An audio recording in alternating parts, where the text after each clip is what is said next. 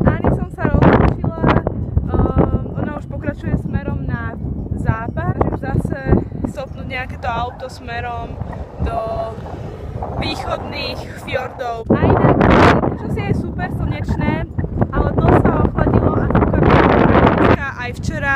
Noc bola dosť ťažká, mala som normálne problém zaspať asi hodinu a dúfam, že to už bude lepšie.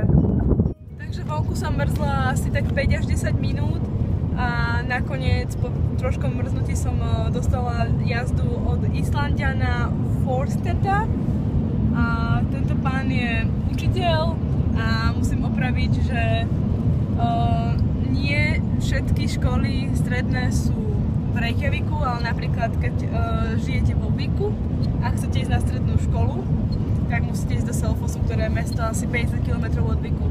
Takže dá sa ísť na strednú školu aj inde. A potom samozrejme ostávajú na nejakých stredoškolských internátoch. Hlási sa rosnička Vierka z Kjokpikjoguru alebo také niečo. Máme krásny slnečný deň, trošku nám tu pofúkúva vietor a ja sa teraz vyberem objaviť krásy tohto mesta. Toto je prístav. A ja pôjdem tu na druhú stranu neskôr a pôjdem asi zase na kávičku, na Wi-Finku, troška si dobiť baterky, lebo táto produkcia celkom dosť žere elektriku.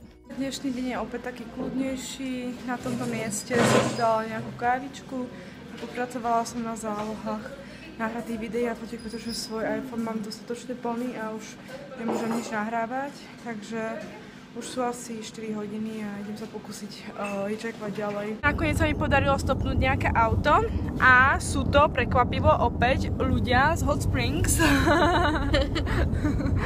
a ktorých som stretla vlastne už druhýkrát, akože ten Island je strašne malý.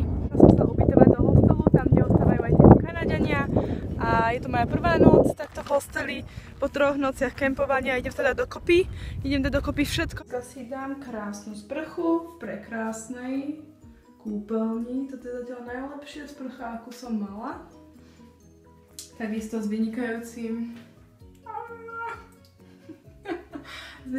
výhľadom. Len tak do hôr. Luxusný záchod.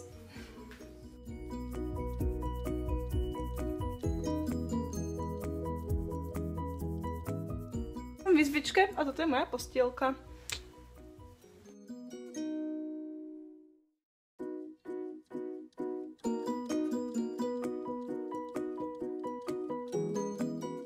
Takže trošku unavená, ale konečne sa idem osprchovať a po jednom týždni si konečne umyť aj túto moju krásnu zlatistú hrivu, tak budem vyzerať trošku osek svetu.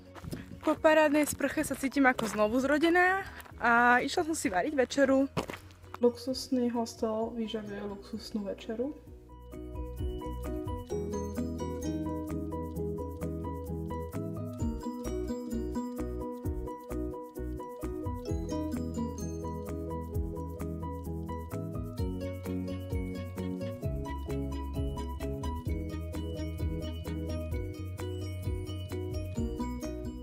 Po večeri som si už len ľahla, zeditovala som 2 videjka a pomaličky zaspala.